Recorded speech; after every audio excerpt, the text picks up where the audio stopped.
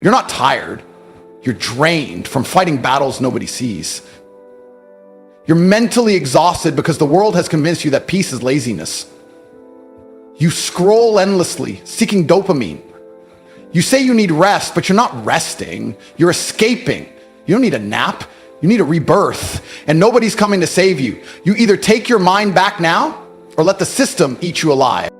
You wake up tired, not because your body is broken, but because your soul is starving. You drag yourself through the day with a smile you don't feel and energy you don't have. Not because you've done too much, but because you've done nothing that fulfills you. That's the real burnout. It's not from action. It's from the wrong action. It's not because you've been grinding too hard. It's because you've been grinding in the wrong direction, chasing tasks that drain you, pleasing people who wouldn't show up to your funeral, following routines that keep your heart numb and your spirit on life support. You're not burnt out from overworking. You're burnt out from underliving. You've confused movement for meaning. You've been running in circles and calling it purpose. The real problem isn't exhaustion. It's internal betrayal. You betrayed the voice inside that begged you to rise higher, to chase something more, to escape the noise and build a legacy. But you silenced it. You shut it up with distractions. You drowned it in comfort. You told yourself, later, tomorrow, next year. And every time you postponed your greatness, a part of you died. Not visibly, not dramatically, quietly, like a slow bleed. And now you wake up each morning already defeated, pretending you need rest, when what you really need is resurrection.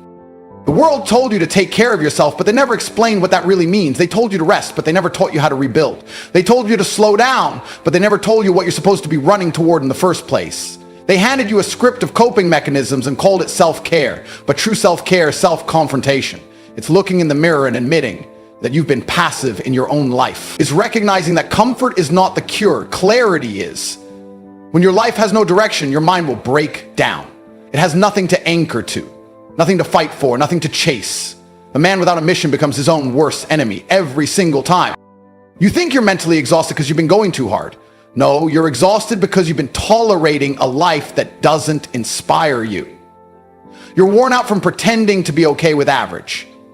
You're tired because your heart knows you're capable of more, but your habits are stuck in a prison built by fear, laziness, and fake comfort. You don't need to unplug, you need to reboot. You need to rewire your entire mindset. You need to stop asking for relief and start demanding transformation. Because you were never built to coast. You were never made for mediocrity. You are a weapon, and the world has convinced you to live like a tool. There is nothing noble about burnout if it's the result of avoiding your potential. There's no honor in suffering silently for a life that makes you feel empty. If your job makes you sick, quit. If your habits make you weak, kill them. If your friends drain your energy, walk away, because nothing is more expensive than staying loyal to things that destroy your mind. And nothing is more dangerous than normalizing a slow death. That's what burnout really is. It's the slow death of a man who stopped listening to his soul.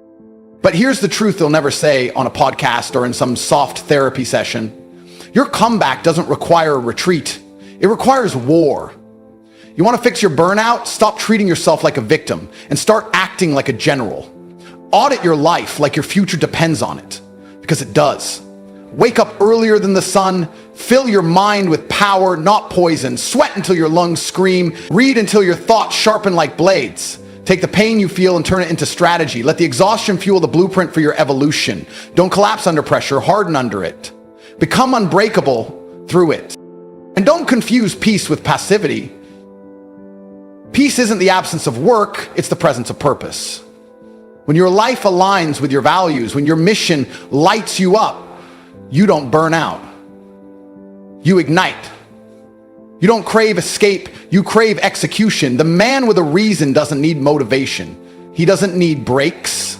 He doesn't need balance. He's lit from within, and the world feels that heat every time he walks into a room. And that's who you're meant to be. That's what's buried beneath the exhaustion, not a broken version of you, a forgotten version, a savage, a creator, a leader, a fire starter. So no, you don't need to slow down. You need to wake up. You don't need more sleep. You need more direction. You don't need a nap. You need a new life. One that matches the power you've hidden inside for too long. You are not here to cope. You are here to conquer. And burnout That was never your enemy. It was the alarm clock screaming, "Get up! You're not done yet." There was a man I once knew, rich, powerful, physically carved like a statue, reputation sharp as steel, admired by everyone who glanced at his lifestyle. The cars, the money, the women, he had it all. Or so the world thought. But what they didn't see was the war inside his head. Behind the watches and cigars, behind the polished image and controlled voice, was a storm. A silent, chaotic storm ripping through every corner of his soul. Every morning he woke up feeling like a ghost inside a machine. Everything he had built now felt like a golden cage, and even though it glittered, it suffocated him every single day. He didn't understand it at first. He thought maybe he needed a break, a vacation, some self-care, so he flew to tropical islands, sat on private beaches, drank the finest liquor money could buy, and none of it worked. The silence was louder there. Because without the noise of the world to distract him, he had to sit with himself. And he didn't like what he saw. The man in the mirror wasn't tired from building an empire. He was tired from building the wrong one. He had climbed a ladder only to realize it was leaning against the wrong wall. And that kind of exhaustion, it's not cured by sleep. It's only cured by truth. The truth was brutal. He had spent years becoming who the world wanted him to be and abandoned the man he was supposed to become. He followed strategy without soul. He executed plans without purpose. Every goal checked off his list only reminded him how disconnected he had become from his own mission. That's the most dangerous kind of burnout. The one where you succeed in everything except feeling alive. His body was strong, his brand was global, but his heart was flickering out like the final seconds of a dying fire. And he was too proud to admit it. So what did he do? He disappeared, not physically, mentally. Emotionally, spiritually, he started pulling away, not from the world, but from himself. He became numb, empty, a shadow wearing a crown. He showed up to meetings with perfect posture and dead eyes. He laughed at jokes that didn't touch him. He trained in the gym like a machine, not because he loved it, but because it was the only place left where pain still felt real. And nobody noticed. That's how twisted this world is. They'll praise your discipline while you rot inside, because no one checks on the strong. No one asks if the king is okay as long as the kingdom runs. But one night everything broke. Not because of a tragedy, not because of a betrayal, but because he finally hit the wall he'd been running from. He sat alone in his mansion, lights dim, silence thick like smoke, and he broke. Not loud, not messy, just a silent implosion. His mind folded in on itself. His body felt heavy, his breathing shallow. He didn't post quotes. He didn't vanish to a jungle retreat to find himself. He didn't call friends to complain. He did something stronger. He chose to return, not to the old version of himself, but to the warrior he buried under noise and numbers. He started from scratch, mentally, not financially. He rewired everything. No more yeses to pointless calls. No more pretending in rooms filled with fake praise. No more running from the pain. He faced it. He dissected it. He welcomed it. Because real power isn't found in comfort, it's reclaimed in the fire. That fire burned off everything fake in his life. The fake connections, the fake drive, the fake identity. What remained was him. And here's what most won't tell you. Burnout isn't weakness. It's a signal. It's your soul screaming through the fog, demanding that you return to your path. And yes, it hurts. Yes, it feels like collapse, but collapse isn't the end. It's the detonation you need to rebuild correctly. The problem isn't that you're exhausted. It's that you kept quiet for too long. You've silenced your intuition. You've ignored your calling. You've traded meaning for metrics. And that internal war, it's your reminder, a reminder that you are meant for more than just surviving. You are meant to awaken. The man I told you about, he's alive now, not just existing. Not chasing empty wins. He doesn't need applause. He doesn't care about optics. He built a new empire, not just outside, but inside. And his energy is untouchable. Because when a man burns down everything that no longer serves him, he walks through life with a clarity no system can break. That's what you need. Not a break. Not a weekend off, a full mental resurrection, a ruthless reinvention, a complete destruction of the version of you that's settled, compromised, and tolerated. There's no therapy that will fix a life you don't actually want. You have to rebuild it yourself, and you have to do it now. Because every second you spend in silence, every day you delay your alignment, every night you stare at the ceiling wondering what happened to me, is a second stolen by the old life trying to keep you chained. But deep inside you, there's a man waiting. The man who remembers. The man who's tired of pretending. The man who doesn't want naps. He wants revenge on mediocrity. And the second you unlock him, the burnout disappears. Because fire doesn't fatigue. It only grows hotter. Time isn't slipping away, it's sprinting, full speed while you hesitate at the starting line, hoping life will slow down for your comfort. It won't, it never has. And the sickest joke of all, most people don't realize it until the countdown has already hit 0. You think you've got years, you think you've got time to figure it out, you think one more day of drifting won't cost you. But while you're asleep at the wheel, someone else is building, moving, sharpening. The world doesn't pause for your overthinking. Opportunity doesn't knock forever. It walks past the door and never looks back. And the saddest part? You feel it. Not now, not today, but one day that regret will choke you in your sleep and it won't let go. There's a clock in your chest that doesn't tick in seconds. It ticks in choices. Every decision you postpone is a brick you place in your own prison. Every excuse you defend is another step away from the life as a man is exceptionally difficult. I say the most beautiful and the most terrifying thing about being a man is you're born without value. Society doesn't care about you. You're only going to be cared about based on how useful you are. You have the chance to build yourself up and become a superhero if you're prepared to do the hard work and be indefatigable enough to never quit. But if you're going to stand around and wait for a handout, nobody's going to ever respect you. And I think that a lot of people have forgotten about how difficult and how competitive it is as a man. We're always in constant competition with each other. And it's your duty as a man to stand up and say, I want to be as important and strong and good-hearted and God-fearing as possible. And I need to work hard to achieve those things. And the dangerous thing about overly emotional men is that they're dangerous. They're genuinely dangerous. This is what's crazy.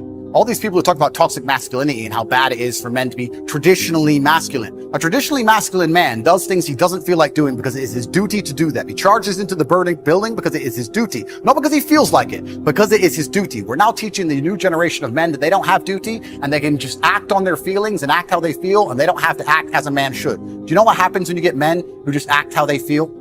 You get school shooters, you get violence. Men who do not control their emotions are dangerous. If you find a man who is stoic, he's not going to hurt people. He's going to sit and think about his actions very carefully, and he's going to be a good man who protects and provides for his family. You find a man who just acts out on impulse and does whatever he feels like, you're going to find a dangerous man. Sitting here telling men to cry more and act with their feelings and it's okay to feel this way, that way, etc., and have no self-control. That is why we have the problems we have in the world. Absolutely not wrong. So when they talk about toxic masculinity, they have it completely inversed on its head, completely not wrong. We need to be teaching stoicism. We need to be teaching young men to understand that the world is very, very difficult. It's hard to be a man. You're going to feel bad sometimes. You just suck it up and perform anyway. Not to sit there and cry your eyes out or blame other people. And when bad things happen, they call traditionally masculine men. If you need a firefighter, you need a masculine man. When you call the police because of the problem you had, you want masculine men. And as soon as a woman or a man is in trouble, when you look for backup, you look for masculine men. And masculine men have a duty to provide and protect those they care about. We have a duty to do things we don't feel like doing because we know we're supposed to do them. And that's why we stayed in the Titanic and died. The real problem with the world is that there's an epidemic of cowardice, man. Men are cowards. We have an epidemic of cowardice. Everybody is so afraid. It's on the other side of fear that you're going to garner the respect of other individuals. You have to do things that they're afraid to do, meaning most likely you are also afraid. I've done a bunch of shit. I was afraid 87 times before I got in the ring and cage. It's scary, right? I lived a scary life. But by going through all of that, I am now respected. You have to learn to face your fear. I'm not saying not be afraid, because that's not brave. If you do something and you're not afraid, you're not brave. You have to be afraid and do it anyway. That's what courage is. So I'm not saying you can be as scared as you want, but you still have to go. We're living inside of a video game. Because in a video game, you're going to go through trial and tribulation. You're going to struggle to upgrade your character. And the reason you upgrade your character is when you get more stats, you can complete more difficult levels within the game. Life is exactly the same. The levels never end, but as you become better, you stand a better chance of completing them. So as you upgrade your character, you get further and further in the game, but the game never ends. That's the beauty of being a man. All these men are out here complaining that things are difficult. The reason it has value is because it's difficult. If it was easy, everyone would have it and it wouldn't have any value. Complain that it's hard to get a Lambo. The reason having a Lambo is cool is because nobody has a Lambo. How are you going to complain that it's hard to be the man, but then also understand that being the man has value? They are linked. You cannot separate the two. It's a logic fail. If you love the fact, if you love the idea of being that character you dream of yourself to be, then you should love the fact it's hard to become that man, because it means no one else can do it. There's no light without dark. You will not appreciate your six-pack unless you didn't have one and you had to earn it. That's how the world works. So when I talk to these dudes like, oh, but it's, you know what, Tate, yeah, I agree, but you know, it's hard. Of course it is, it's supposed to be. And if you're not cut out for it, then go off and live a normal existence and die. Sit there, letting other men enjoy the spoils of being a man and die. If that's what you want to do, is just sit there and exist and then be fade into history unremembered. That's your decision. If you want to level up your character, then you need to get out here and do it. You need to be around brave men. You need to get some balls. You need to get your network together. You need to do the truth. Humble yourself. Stop sitting there with an ego. Realize you ain't shit. You're nothing but lucky. Bacteria could have stole your eyesight at the age of 3, and it didn't. You could have been in a car crash and lost both your parents. Never happened. You've been nothing but lucky. Blind luck has given you a favorable hand, and you've managed to f*** it up. And they are trying to convince you that you should act how you feel. You should show more of your feelings. If you feel this way, you should show it. If you want to cry, cry. Look, I have no problem with guys crying. Sometimes guys cry, right? My dad died, I cried. I've cried once in 10 years, but it's not a default emotion for me. Sometimes you cry, right? But what I'm saying is the reason they're trying to bring out emotionality in you is because most of the time you don't feel like doing the things you're supposed to do. But the true masculine frame throughout history was doing the things they didn't want to do, but they knew they had to do because they had honor and duty. That's what honor and duty means. Do you think the men on the Titanic wanted to stay on the Titanic? No, we're men. We have to stay. We're scared, but we must. It's our duty to let the women and children on the lifeboats. This is masculine duty. When you remove self-control from men, you get, not only do you get emasculated weak men, but what you also get is very dangerous men. Because the world at large is trying to tell you, just be more in touch with your feelings and everything's gonna be fine. Men also have an innate desire, 1, for conquest, and 2, we have a biological response. We are very predispositioned to anger. You look at all these school shooters and these are men who can't control their emotions. That's all they are. Facts. They have no self-control. And then they go and do dangerous. A good man controls himself. I have absolute self-control. If I decide to smash your face in, it was a very conscious decision. Nothing to do with the fact I was angry. You understand? Emotional control is absolutely and utterly important as a man. Now, I'm not saying become a stoic dork, have no personality, be a boring. I'm not saying that. I'm saying that you need to understand as a man, there are certain principles under which you act, regardless of how you feel. Bam. I can wake up in a terrible mood. I can wake up sad. I can ache. I can have a busy day, stressed, etc. I will complete the same tasks as if I woke up in a fantastic mood. I'll do the same things because how I feel has no bearing on the things I'm going to do with my day because I have duty to myself and to my bloodline. So a lot of you guys out here are acting like fools because you feel like acting like fools. And what I'm going to say to you is, because you think there's something wrong with you, you go, well, I lack motivation. You hear this one? I don't have the motivation to go to the gym. Well, here's the news flash. Neither did I. And I still did it. So now what are you going to say? Now you have no excuse, right? Oh, you're scared to get in the ring. So was I. I still did it. Scared to get in the cage. So was I. I still did it. Being a man isn't about not feeling things. It's about acting the way you're supposed to act, regardless of how you feel. And I'm tired of hearing guys mess about how they feel. I don't feel motivated. I don't feel. Feel. Leave the feelings to the girls, right? That's what they do. We act. We're men of action. We get things done. That's how the world got built. All of it. All the men who built the skyscrapers felt scared. They did it anyway. You need to become a man of action. Stop worrying about how you feel and start worrying about what you're supposed to be doing. You have a series of emotions you live with regularly, don't you? Those emotions could be bliss, passion, joy, faith, but they could also be worry, stress, depression, frustration, concern. And because you've done it over and over again, even though you know they don't serve you, you will find a way on a very regular basis to get those damn emotions. The quality of your emotions is going to be the quality of your life. The Bible says in 1 Corinthians, we are unspiritual when we're under the control of ordinary impulses. And that's the way so many people are today. They just let their feelings run their lives. If they feel like telling somebody off, they just tell them off. They feel like being depressed, and they go around all depressed. But friends, we cannot just act on these emotional impulses and expect to have any kind of victory in our lives. Feelings can get us into trouble. And throughout life, you're going to have plenty of opportunities to lose your temper. You're going to get up some mornings and feel like being depressed. At times you'll get caught in traffic and feel like being impatient, feel like getting upset. But we've got to learn how to follow wisdom and do what we know is right and not just follow our feelings around. I can feel my emotions rising, but I made a decision not to get on board. Just because you can feel those emotions doesn't mean you have to get on board. When you feel like saying something that you know you shouldn't say, no, don't get on board. If things aren't going your way and you kind of feel like being discouraged, no, you've got to learn to discipline the negative feelings and keep a good attitude anyway. It's when we do the hard things in life, that's when God is developing our character. Somebody offends us and we just don't let it bother us. We just take the high road. That's when we're really maturing. But the problem today is too many people are not willing to pay the price to walk in victory. They don't want to be inconvenienced. They just want to take the easy way out. The easiest thing to do is to just let our flesh have its way. If you want to grow up and experience God's best, it's going to take some hard work. It's hard to keep a good attitude and be patient when nothing's going your way. Sometimes it's going to make us uncomfortable. But I read where there are two kinds of pain in life. One is the pain of discipline. The other is the pain of regret.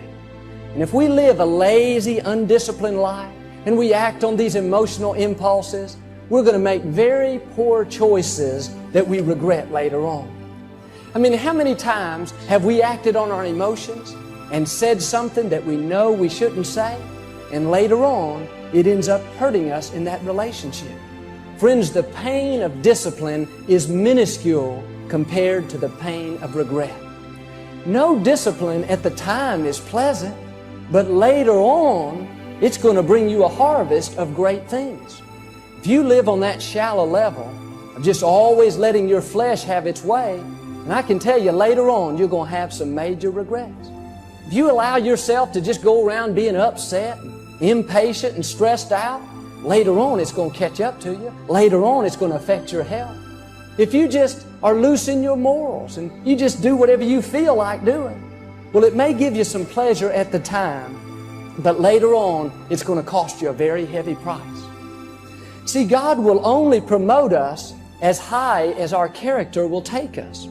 And God is not going to put you in a position of greater leadership if you are not treating the people in your life right now with respect and honor.